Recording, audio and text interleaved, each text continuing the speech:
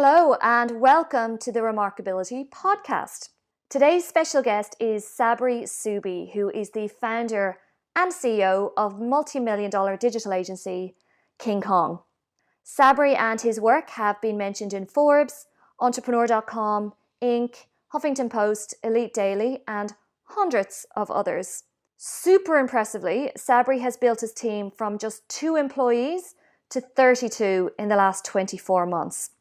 Today with Sabri, I'll be talking rockstar revenue generation tips. We'll be talking the habits and rituals that set you up for a remarkable life. And we'll also be talking the number one mistake that people make when they're approaching digital marketing for their businesses. So I'll stop talking now and I will hand over to myself and Sabri chatting on Friday afternoon. Thank you so much for joining me, Sabri. Yeah, no problems. You're welcome. Thank you. Okay, so the first thing we like to do with guests is ask them 3 rapid fire questions just to get us in the zone for our interview. Shoot. First thing, what's the last meal you ate?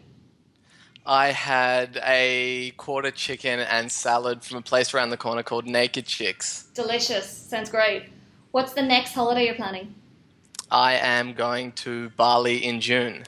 Oh, so am I. I might see you there. Awesome. And last question, quickfire question is, you've obviously had lots of achievements, which hopefully we'll talk through in this interview. What's the number one achievement in your eyes that you've had? Well, I guess there's multi different areas, but I guess professionally would probably be cold calling my way into a lot of kind of big clients and building an agency from scratch. And yeah, just with nothing but a bootstrap pretty much, I'd probably say. Excellent. Best way to do it. So, Sabri, you and I have known each other for, I reckon, 4 years now about that. And I've obviously followed your career closely since then and been filled in the background of what you were doing before then as well. For the benefit of listeners, could you give us an overview of how you got to where you are now with King Kong? Yeah, no problems at all.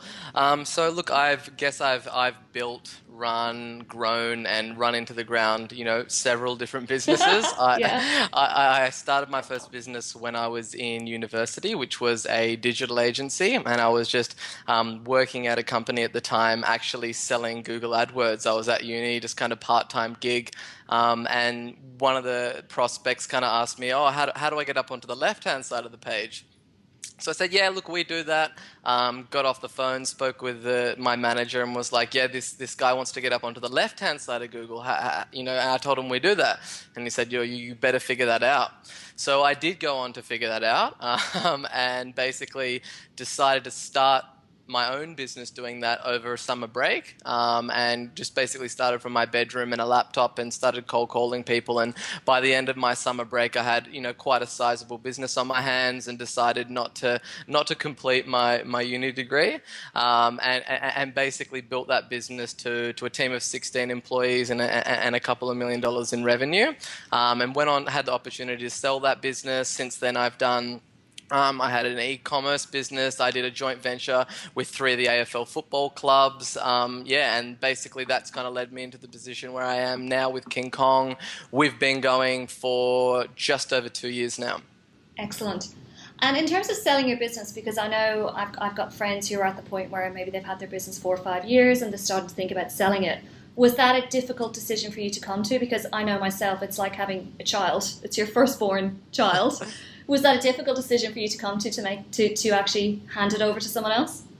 No, not really, to be honest. I was kind of like, it was kind of something that it wasn't something that I consciously sat down and wrote a business plan or anything for. I was obviously very fond of the business and grew a brand name and all of that kind of stuff.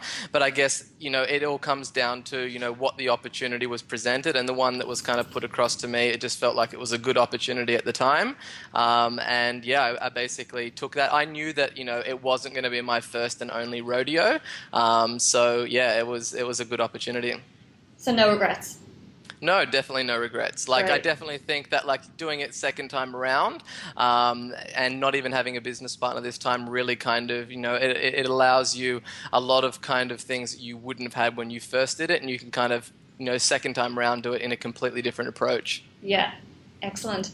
And again, for readers' benefit, could you give us the top line overview of what does King Kong do? So what's your main product offer? Yep, sure. So basically, we're an end-to-end digital agency, and our number one focus is on increasing traffic, leads, and sales for our clients. We're channel agnostic, and that's just a fancy way of saying that we don't care what channel it is, whether it's Facebook ads or SEO or Google AdWords. Our sole priority is to basically give our clients the greatest return on investment. Excellent. So obviously search, you do paid social, the whole gamut of digital marketing essentially. Yeah, look, if it's on the internet, we do it. That's a great tagline. Yeah. And if someone asks you what you can't do yet, I'm sure you say yes and just figure out how to do it later based on your earlier experience.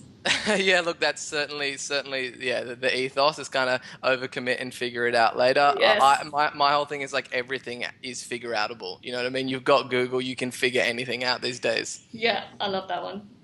I really wanted to understand, Sabri, so I know you spend a lot of time with startups and also more established businesses, as do I. And most startups from what I can see spend a lot of time figuring out, maybe it's Facebook advertising, it's SEO, they're trying to work it all out themselves. As you say, they're figuring it out via Google and YouTube and so on. At what point do you think businesses should start to think about getting an expert in to do their digital marketing strategy? Look, it's a little bit of a catch-22. It's one of those things that like you can, I speak to a lot of business owners where they'll be like, oh, look, I tried, doing Facebook ads, or I tried AdWords, or I tried SEO and it doesn't work. And that's because they've generally tried it themselves. So a lot of the times, you might try a channel and test it out with a small budget and not really find that it's profitable and it's not really working, and make some assumptions based on that because you just didn't really have the skill sets to execute on that. Whereas it's the other side to that, and you are doing it and you're getting some traction and you're like, oh, this is working well. I wonder if I should get, a professional to look at it. It comes down to, ultimately, is the time that you're spending in, a Facebook ads dashboard or doing SEO or writing articles, is that the highest impact that you could be having on your business right now? Or could you be outsourcing that to somebody that could probably do it better than you, and you can basically have more time and more energy to be focusing on other things in the business that are going to have more impact than, improving your CTR on a Facebook ad by 20%. Yeah, that's great. It's such good advice, because I know for me in the early days, I was doing all of my own bookkeeping on Xero, and it was taking me about 3 hours every Tuesday afternoon, and I actually realized I could outsource that. I think it was $200 at the time for our monthly bookkeeping, and it made so much more sense just to get an expert to do it rather than me sitting there scratching my head and ultimately doing it wrong, as I later turned out when I actually got a proper accountant. So yeah, that's great advice. Exactly. Like I look at it with all those kind of services, like whenever I'm looking at kind of evaluating, should I be spending my time on this, is basically ask that question of, can I outsource that, and how much is my time worth? Because when you use like that example and you say like it's $200, like that's probably, that service becomes for free, because you can be going and creating some revenue and doing something else that actually, would actually make you much more money than that $200 is costing you. Yeah, so true. I never thought about that it's actually free. Makes complete sense. And what kind of budget would you be looking at to do a digital marketing campaign? And I know you could do $50 or you could do $10,000, and the results are going to be extremely different on either end of that spectrum. But for you, what would you see as that tipping point that, okay, if I put X amount of 1,000 or 100 into this a month, then I should actually start to get some results from that? Is there a figure? Yeah, look, I think the bare minimum, really, what you should look at spending is probably around the $1,000 a month mark. Mm-hmm. And that's just kind of an average based on, average cost per clicks. Facebook is a channel that's working extremely well across a whole different range of industries right now. And sure, you can get like 10-cent clicks and really cheap clicks, but I think that if you just base it on, say, $1 a click and getting 1,000 people to your site, I think that's when things start to kind of get interesting. That's really cool. Okay, great advice. Thank you. Something I love about how you approach your new business funnel is you will actually offer companies, potential clients, a free audit of their website. And so I can imagine you've probably got hundreds of these audits have been completed now. Overall, What's the number one mistake or challenge that you see people having via those audits as a result of those insights you're getting from them? Yeah, sure. Well, I think that the number one key takeaway is probably people talking more about themselves and about their services than about, their prospects and what their hopes and dreams and fears are. So, it's like that age-old thing is like you open up a website and it's like, oh, welcome to XYZ business. We've been established for 150 years and, we're really, really great, basically. That's what 99% of websites say.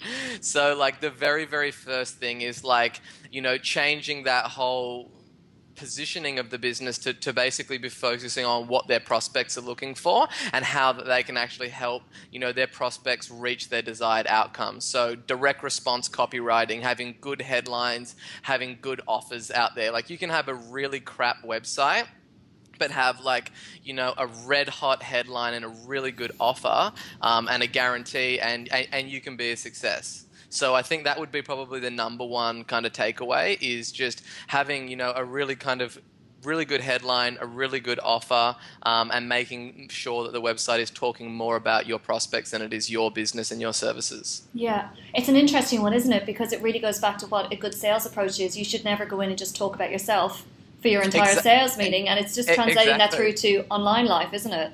Yeah, well, like they say, like, great salespeople ask lots of questions. And Yes. essentially, like, your website and your landing page should be a result of asking lots of questions and knowing what know what your prospects are looking for. What are their fears? What are their concerns? What are their hopes and their dreams? And then really kind of talking about that in your copy.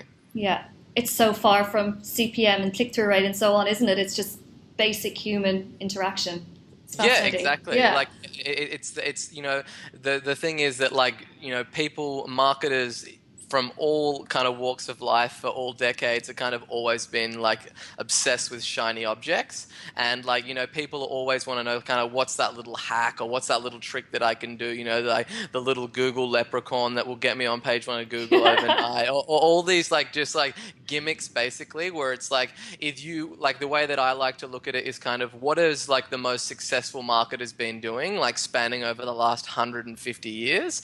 And the thing is like human psychology hasn't changed in that time frame. So you look back and you find out what's been working for literally decades, and you can apply those principles in internet marketing. That's where we really kind of see the best success. It's not about the little like trick to get double the click-through rate on an ad or anything like that. It's about having like really, really sound and good marketing. Yeah, excellent. Now, I want to talk to you about your marketing approach for your business because I think you would assume if you're a digital marketing business that the bulk of, if not 100% of your marketing budget would be spent on digital marketing. Whereas I know that you've been really doing a lot of trial and error around different areas that might work for your business. And radio, it seems you're going gangbusters on radio. Can you just talk us through how you're actually using marketing in your digital marketing business, please? Yeah, sure, no problem. So basically, like, yeah, look, we do run radio. We run a lot of digital, Facebook, SEO, AdWords, the whole shebang, really. And the whole reason in terms of why we trade radio was based on the premise of like the fishing is best where the fewest go, and like in being that it's a digital space, there isn't any digital advertising agencies that are advertising on radio Mm-hmm. purely because they are adopting all those digital channels and solely focusing on them. So by able to kind of be in a medium where there isn't a lot of noise, you get a lot of cut through. So a lot of kind of the older demographic business owners and stuff, we find that we can reach those guys on radio where they probably don't even know, what the acronym SEO means. Yes. But they know that the digital age is certainly upon us, and they need to do something to kind of switch their gears and to get back in the game. So that's one channel that's working really well for us. We're generating upwards of 1,000 inbound leads into our business a month, and my goal is to kind of get that up to the 2,000 mark over the next quarter.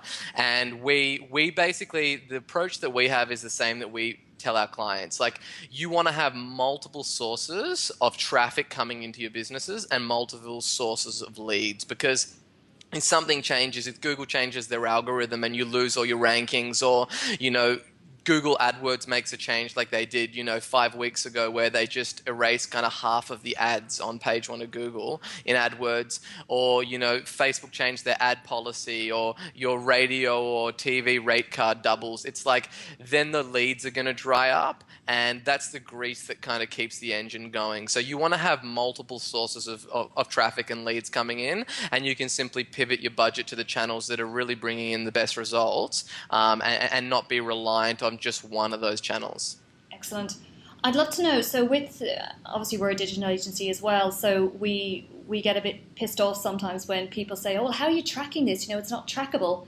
And we kind of say, well, how would you track the effectiveness of an outdoor billboard? The beauty of online is that you can actually track where someone's going. You can follow them on that whole journey right through to conversion, and they're putting in their credit card details. How are you tracking the leads from radio? Are you giving specific links? Is that how it's working?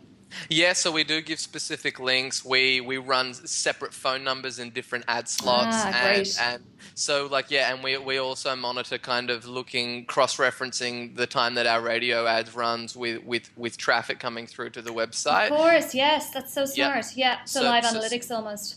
Yeah, and also as old school as it sounds in the digital age, is simply asking the people once they've come on board as a customer also, how did you hear about us? And always we cross-reference that with the data that we've got on our internal CRM.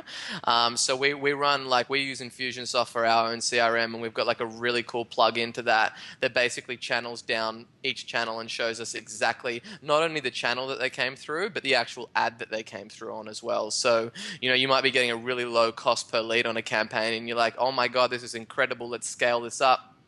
And then you find out that you're getting lots of leads, but the close rate isn't right, or you're not getting the type of customer that you want. And without getting too detailed and too analytical on it, that comes to something called EPC, which is earnings per click, and that's the ultimate metric, as an online marketer that you want to look at. How many dollars are you earning per click from the traffic that's coming in? Great. And I know on your website you say that you make people 3 times what they invest. Is that right? So they make $3 for every dollar. Is that EPC? Yeah, look, usually at that's more ROI, but at kind of a minimum level, we see obviously far more upwards of that, but typically, that's the kind of numbers that you'd be looking at. Excellent. Cool. Now, something I love to ask people about is their superpowers. So I believe that each of us has 3, 4, maybe 2 superpowers that we bring to our business that we would really struggle to hire someone else to do that particular superpower. So it might be, for example, one of mine is being hyper-organized. I'm hands down the most organized person on the team, and that's a superpower that I bring to the business. What would you say your superpowers are? I'd probably say motivation. I'm pretty pumped up kind of dude. Yeah. Naturally, and definitely sales. That's kind of where what I think I'm world class in, those 2 elements. Excellent. And how much time are you spending a week on sales? Sorry, not even time a week, but what percentage of your time do you feel you get to do that? Because I think that's the challenge, isn't it? You know what your superpower is, but often there's other things demanding your time, so it can be difficult to carve out the time for that superpower. Yeah, well, look, I'm certainly not generally on the phones jamming anymore and crunching out deals, but I guess in terms of how much of my time is spent on revenue generation, I like to see those numbers kind of 80-20, 80% on revenue and 20% on operations, because I put people, I like to focus on what I'm world class in and put people in the other areas where I'm perhaps not world class. So, it might be day-to-day runnings or organize it. I'm definitely not the most organized person. But so I kind of probably focus 80% of my time looking at revenue generation, whether that's kind of, top of funnel and creating offers for our campaigns and getting people into the top of our funnel, or, creating guarantees or offers or certain things like that, or putting together video content that's going to assist the sales team. Yeah, that would probably be the number I'd have to stick on it.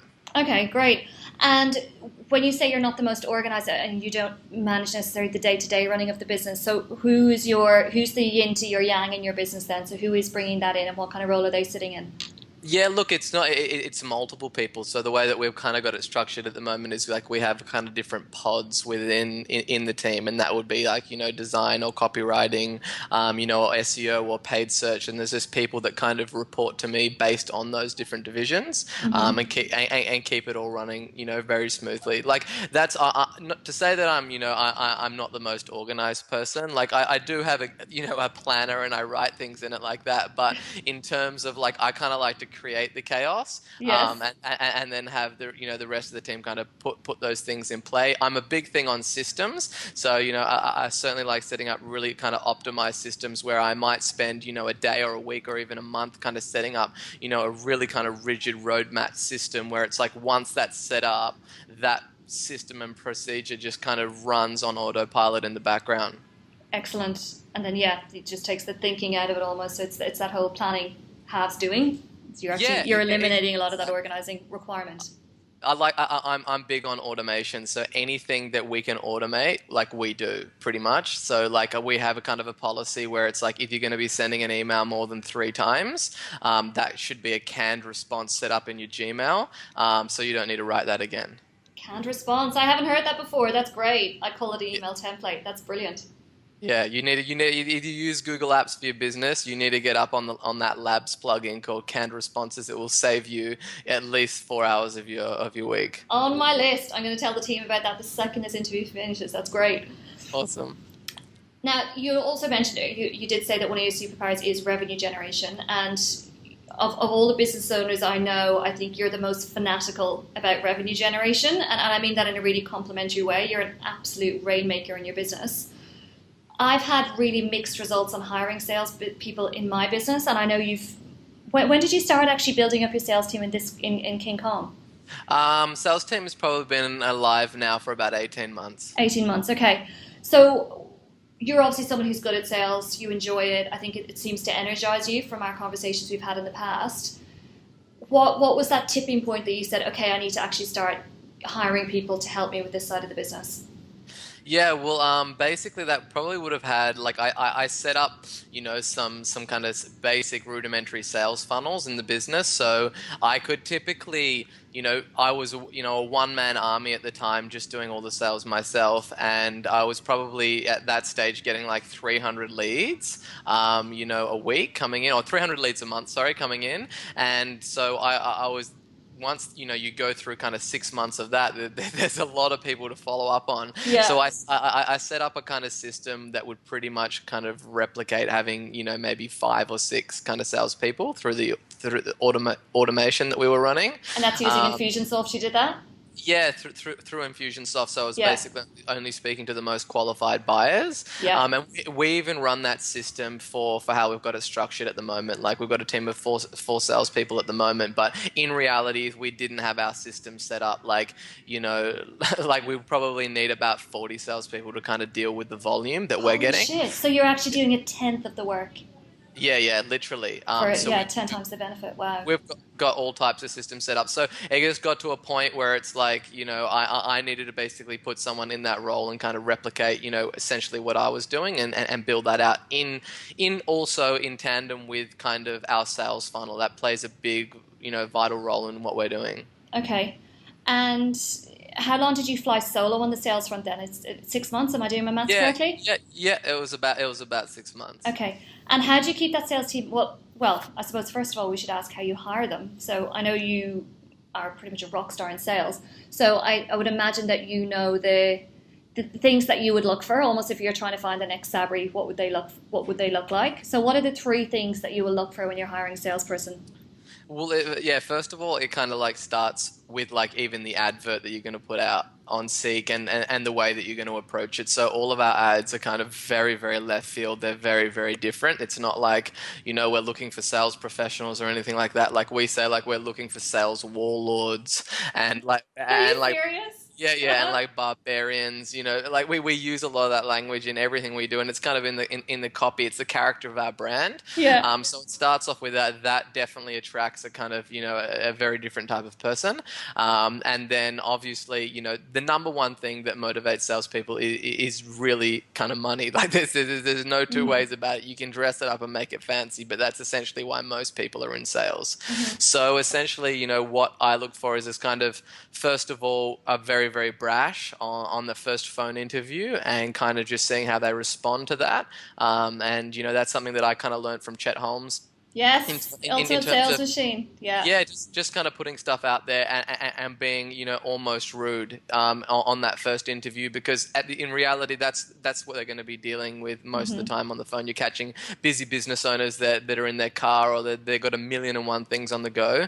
So and I like to kind of see how they respond to that. Then usually kind of get them in for a face-to-face interview, and put them through a pretty grueling process to kind of see where they stand. I make them pitch me, pitch their product. I pay, obviously, the devil's advocate, and really kind of push them back. Because the number one thing, that I kind of look for is like that whole thing of, that they say that like, charisma will get you in the door and character will keep you there. And the way that I look at it is like, you can find a lot of people that might look really good on paper and say that they've got all these awards and everything like that, but when push comes to shove and you put them in the role, they're not willing to grind it out. So like, I would take, somebody that has got a really strong work ethic over somebody that's got charisma any day of the week. So it's so easy to find someone that has a great sales week or a month, and they kind of rest on their laurels and float around the office for a few days, and they feel kind of really good that they've done that. But being able to kind of replicate and do that day in and day out, because that's what it is. Like, it is a grind. You know what I mean? Endurance. It's like you have to hustle. It's not a sprint. It's a long distance run, and that's the number one thing that I kind of look at is like, I can give you all the strategies, I can give you all the tactics, I can teach you everything that you need to know, but at the end of the day, like, I can't pick up that telephone and dial it for you. That's something that you're going to have to do. Yeah. And it's something that you don't want to be micromanaging and being on people's backs all the time. It's something that is kind of, they just got to have that hunger to do it. Yeah. Just out of interest, and this is completely my personal curiosity, do you get many women applying to be a sales warlord or a sales, what was the other one you said? Yeah, barbarian. Yeah, we do. And they're awesome. Yeah, and they're my favorites. Like, in pretty much, like, that's, women salesmen make like really the best across the board. So in my opinion anyway, I've always, in all the sales forces that I've always worked with, it's kind of, always been my rivals were the kind of females. And they're very, very hard to find. They're almost like unicorns. Yeah. But when you get them and they work well, it's absolutely golden, especially like with our line of business. It's definitely like a male dominated skew for some reason, whether it's, just more males owned businesses, I guess. And find that, like, as it just generally works really well, and the women are generally more receptive, over the telephone. So we have had a few sales girls for sure. Okay, great. And how do you keep them motivated? So you've got them, they're awesome, they're smashing it. How do you keep them motivated? As you said, this is an endurance sport. It's a daily grind. Yeah. So how do you keep them interested and excited to come into work every morning, a year, Sure. 2 years, 4 years down the track? Yeah, sure. Well, basically, what we do is we have like a sales meeting every morning in our war room, and essentially, I think it doesn't matter. Like, I've sold so many different things in my life, and I think that the number one thing that kind of makes people motivated and also, keeps them going and keeps them, very passionate about what they're selling, is to get them sold on the product that they're selling in the beginning. So like Totally agree. Yeah, so what we always do is kind of in the morning is kind of just, really kind of get sold on what we're doing and what the product is that we're selling. And we think about it, from the standpoint of kind of like, if you didn't do online marketing, like, what would you do? Like, if you weren't going to advertise on Google or Facebook or all these mediums, like, what are the different things that are available? And whether that's, radio or TV or all these different things, it's like those things are generally out of reach for 99% of businesses. So if you're a local business and you don't have a huge budget, like, what are your options?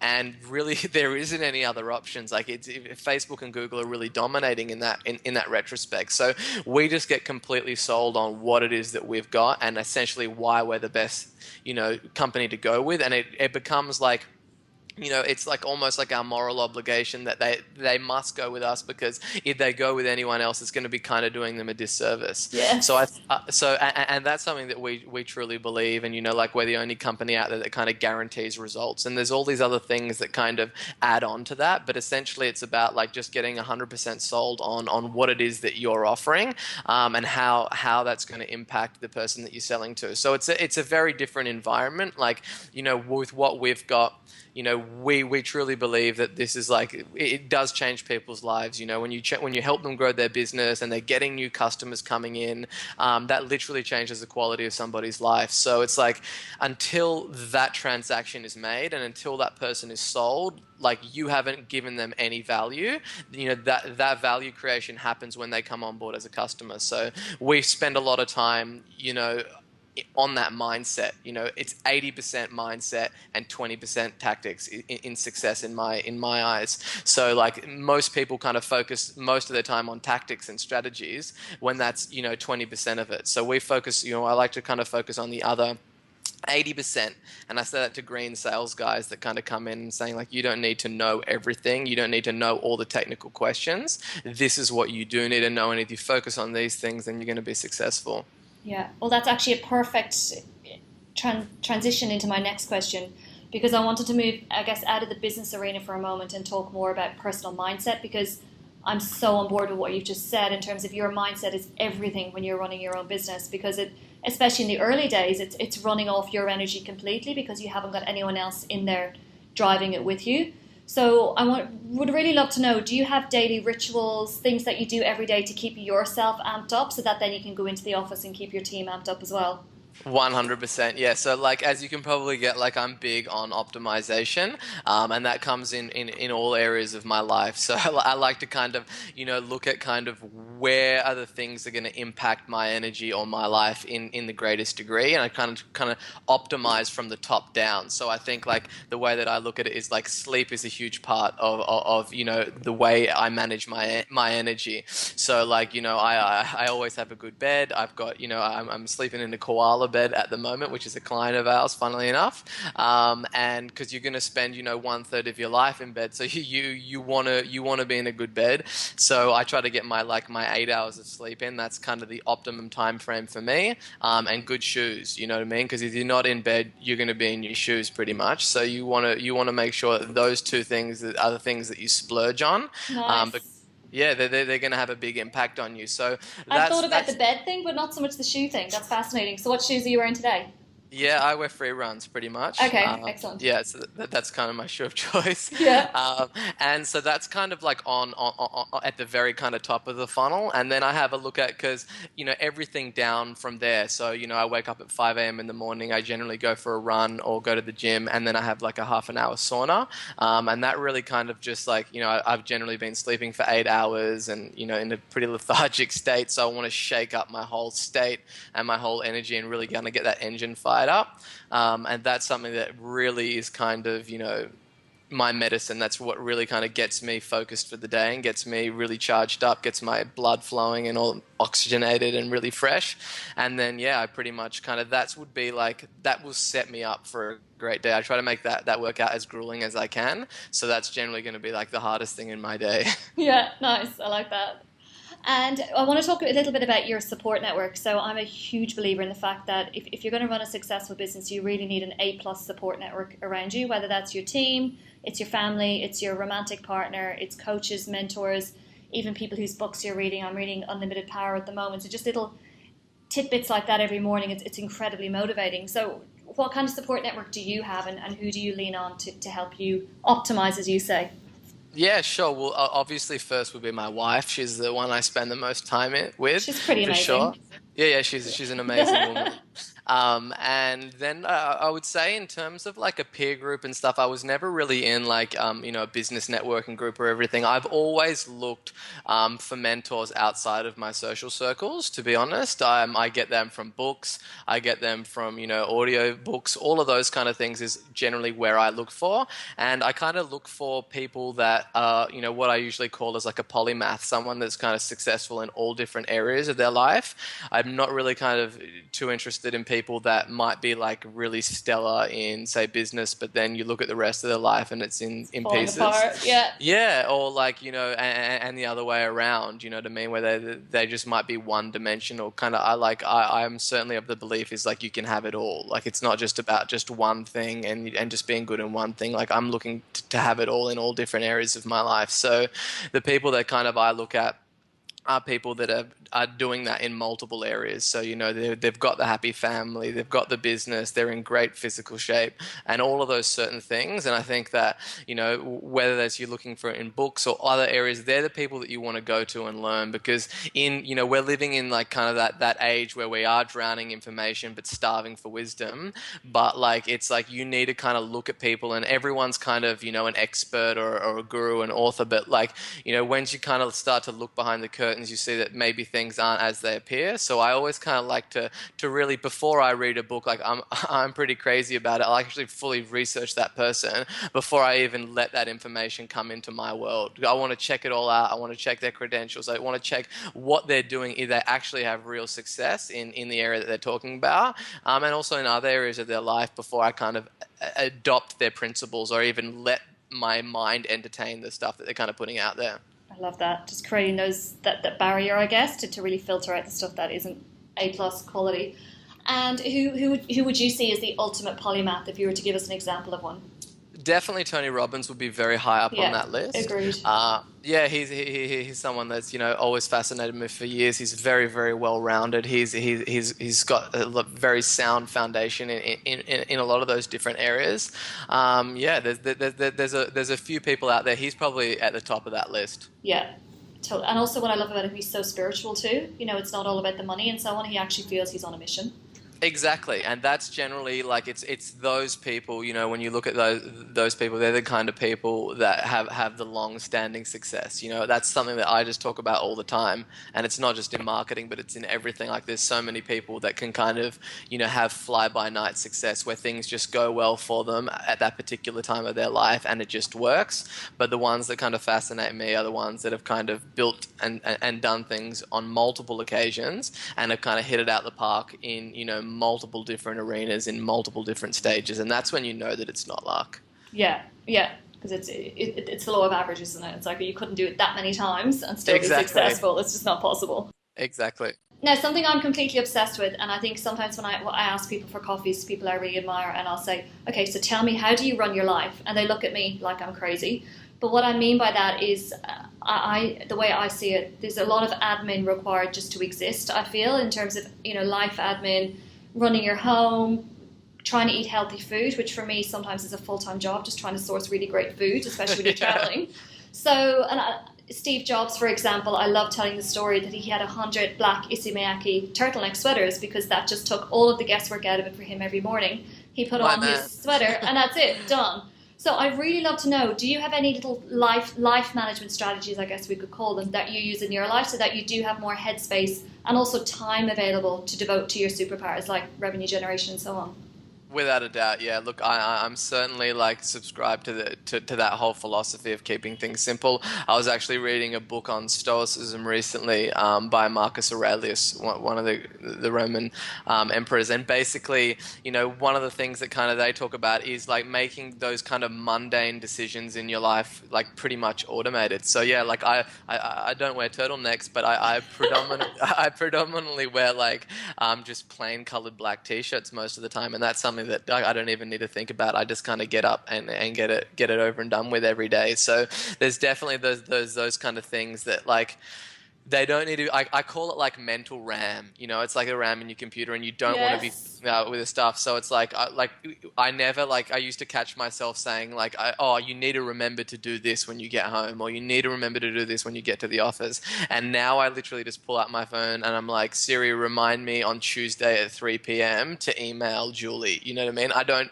store anything in my mind that is not needed. I try to compartmentalize it or automate it in some way where it's just like it's that minutia that I don't need to kind of be taking up my RAM. I want all of that RAM processing on the stuff that's going to have the highest impact. That's great. I'm going to ask you quite a personal question because obviously you know my husband Wade as well. You guys are friends, and he's excellent at compartmentalizing things as well. Whereas I'm the one that says, "Oh, it's Mother's Day on Sunday and we haven't got his mum flowers," and all that kind of thing. Is that something? Can your wife also do that, and does that work, or do you find that she takes on more of those little couple life management thingy majigs that you don't have to worry about? Look, I'm terrible with dates and birthdays and all that kind of stuff. Like Siri's saved my life with that. I can tell you that. I can tell you that. So there's a lot of those things. Like, yeah, she does. She does look after, you know, and optimize that essentially for me. There's some things that I'm Siri good or at. your wife? Both. I love it. But no, I use like for a lot of those things like dates and all that kind of stuff. Like that's definitely something that I would assign to my second wife, Siri. But like in terms of like booking flights and organizational stuff, like yeah, my wife's an absolute gun at that stuff. So she generally takes care of most of that stuff. Kills me. I'm so jealous. I tell Wade so much. I want a wife. I really want a wife. Oh, and she's a superstar. She's like she can get it all handled, like multiple tabs open, like hustling for the best prices, and really doing it to the best level. So I leave that to her. You're a lucky man. I am. Now, the last question I want to leave you on, if I was to ask you what your life looks like in 2021, so 5 years away, what do you want it to look like? What are you working towards? Definitely have a family. So yeah, have a kid or two by then, and I would like to have offices spanning a few different continents, probably the UK first, and then the States. And I guess all round kind of just have that balance, you know, that I was talking about before. So like not just being like, you know, a specialist in one field where, you know, my business is booming and then everything else is just out of control. Like I really want to have it well balanced, and I definitely think that I can have it all, and you know, I'm not going to stop until I get it all. I love that. I heard a great quote from Zig Ziglar yesterday. I was listening to a podcast, and he said one of his famous quotes, I don't know if you've heard it before, was, "You can have anything you want in your life if you help other people get what they want out of life." And I just loved that. It's so simple. And apparently that was his whole motto for his entire life. His whole life's work was based on that. And it's so true. It's a fantastic quote. I hadn't heard of that. It's beautiful, isn't it? I love it. Brilliant. Thank you so much for the chat, Sabri. This has been really fun. And obviously we're friends, and it's been really nice interviewing you on a more of a professional level. So thank you so much for making the time. No, my absolute pleasure. Excellent. Thank you so much. Have a lovely afternoon. You're welcome. You too. See you. So that's it for today's Remarkability podcast. Thank you so much again, Sabri, for joining me. That was such a fun chat for a Friday afternoon. And I especially love the tip about having a great bed and also having really great shoes. Really smart. If you'd like to learn more about King Kong, you can go to kingkong.com.au, and that's obviously KINGKONG. Thank you so much, Remarkable Friend, for joining me today on today's podcast, and I look forward to chatting to you again very soon.